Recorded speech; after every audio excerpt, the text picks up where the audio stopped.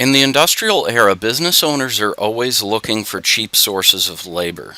One of those sources, of course, is going to be the freed slaves after the Civil War. However, racism of not wanting to hire blacks, or simply the belief that blacks wouldn't provide enough workers for the workforce, immigrants were also a good source of cheap labor. This presentation is about the immigration patterns of the late 1800s and into the 1900s.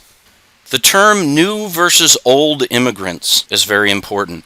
Old immigrants would have come from Western and Northern Europe and would have had a much easier time learning English and adjusting to American culture. However, more and more immigrants were beginning to come from Eastern and Southern Europe, and those people became known as new immigrants. This map from an old Regents exam shows the drastic increase in the late 1800s, early 1900s of immigrants from Eastern and Southern Europe. The language barrier and culture barrier is a little bit harder for these immigrants than old immigrants.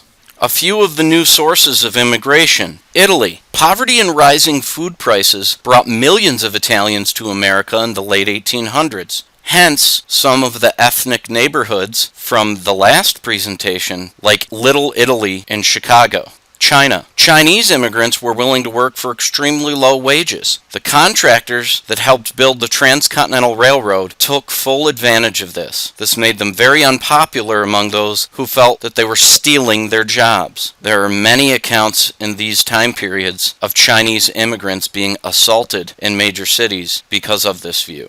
Russian Jews left Europe mainly because they were escaping religious persecution.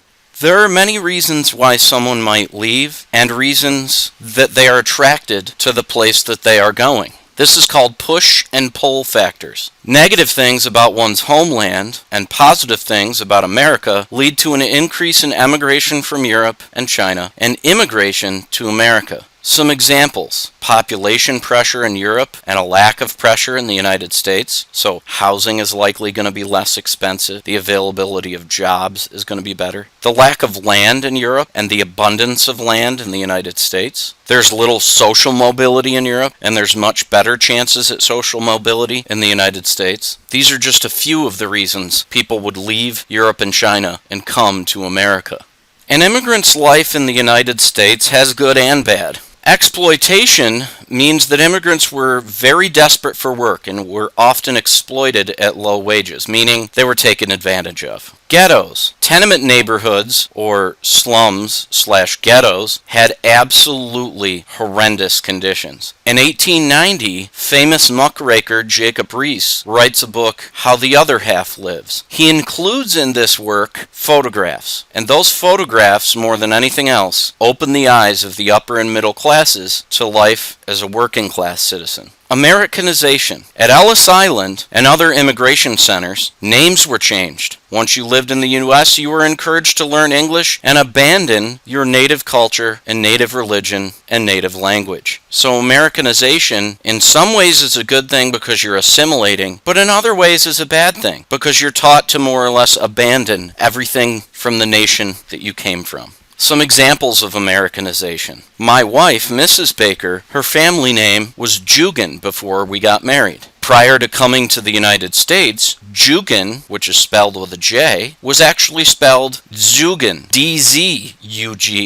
D-Z in Polish sounds like J. So this was probably an inadvertent change to the name. Mr. Zahner's wife's family name was Sullivan. Prior to immigration to the United States, her ancestor's name was probably O'Sullivan. The O really means of Sullivan, meaning in Ireland there was probably a town called Sullivan, and in probably the medieval period, people that were from Sullivan got the surname O'Sullivan, meaning this is so-and-so from Sullivan, and then the name stuck. And O'Sullivan was shortened at Ellis Island, probably because of discrimination against the Irish, to simply Sullivan. A friend of mine in college, his name was Mike DiPola. Mike's family name was changed to Pauls. Again, a complete change, the most blatant example of these three of a change, and this was because of discrimination against Italian immigrants. It was many years later that Mike's family changed their name back to DiPola. You can see in this photograph a back alley of an ethnic ghetto and how the conditions of many immigrant groups were really horrendous. Here are some photographs I took on a trip to New York City with Mrs. Baker many years ago before we were even married. Here's the photo of the sign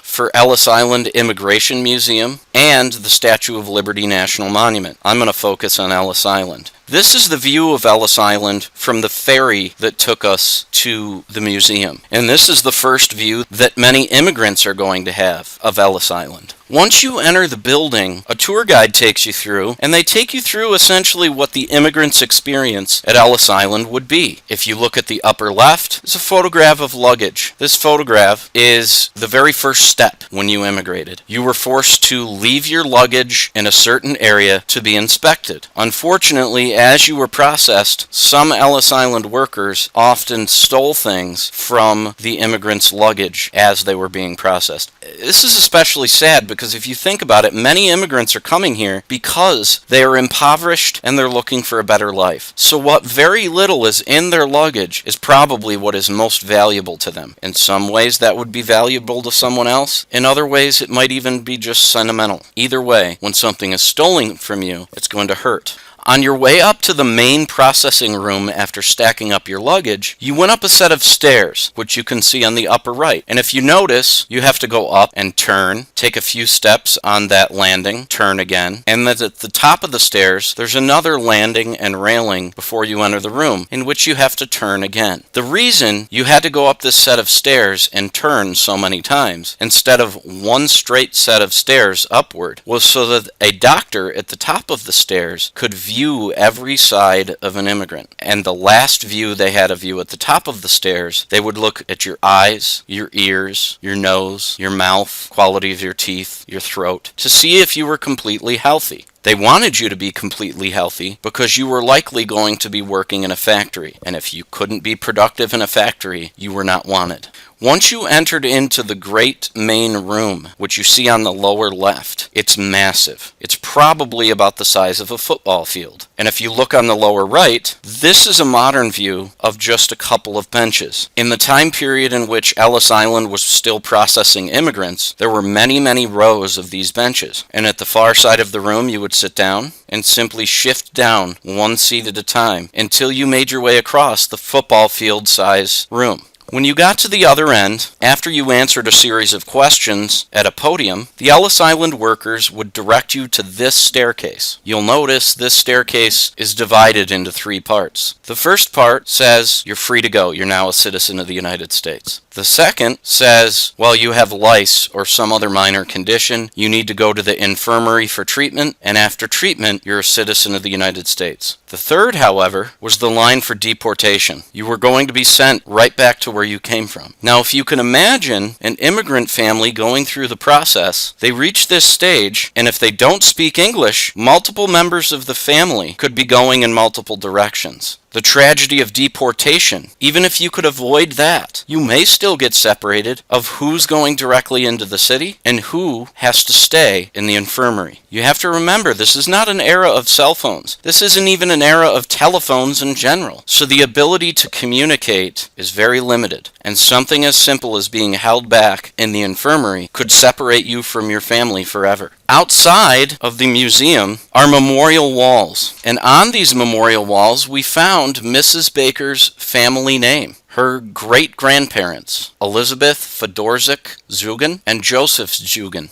Here's a photograph of Mrs. Baker's family reunion. And in the center of this photograph, you can see great-great-uncle Tony Biskupik. Uncle Tony is Czech. He came from Czechoslovakia shortly after World War II, escaping the Soviets and communism in Eastern Europe.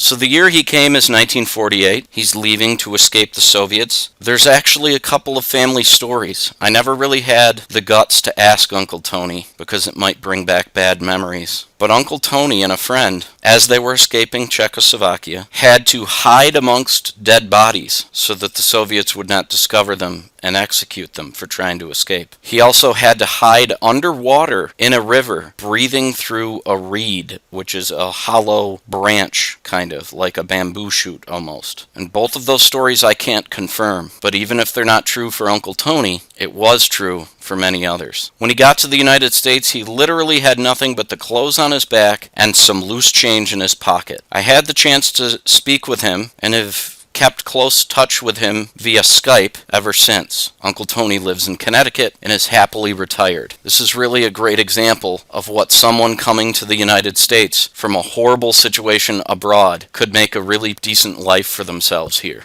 The melting pot theory. This is the belief that various cultures can simply be melded together. It's an annoying Schoolhouse Rock video. However, that Schoolhouse Rock video actually does a pretty good job of portraying the idea of a melting pot. In some ways, this is an attempt to respect elements of all cultures, but in other ways, it's kind of nationalistic in that it promotes American culture as superior to all others, and that you should assimilate and abandon much of your native culture.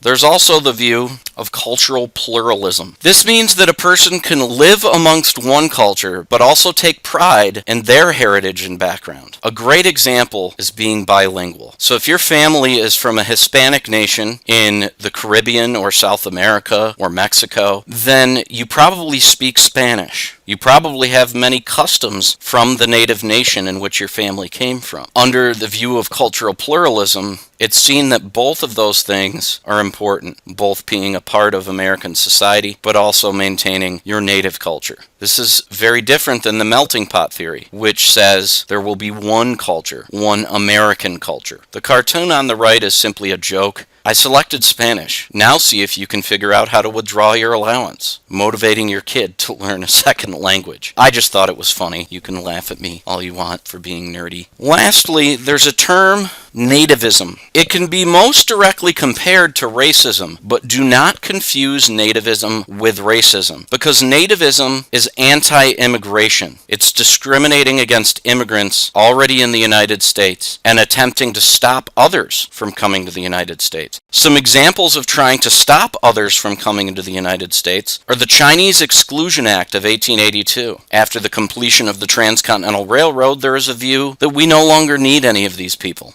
Further, literacy testing was instituted in 1917, hoping to only get educated immigrants. And then lastly, the Quota Acts of 1921 and 1924 limited immigration from very specific countries. Now, the reason I say this is so different from racism is because racism targets someone based on skin color. In many cases, being anti-immigrant included people that were traditionally what would be described as white, such as Irish or Scottish immigrants. Visually, they look white, like other traditional white Americans. However, they speak a different language and they are competing for jobs, and therefore a nativist hates them just as much as a minority who is an immigrant. Now, don't think that nativism doesn't still exist today. Movements to build a border fence, limit even legal immigration, and deport illegal immigrants already in the United States are larger than you might think. Watch the news once in a while and you'll notice.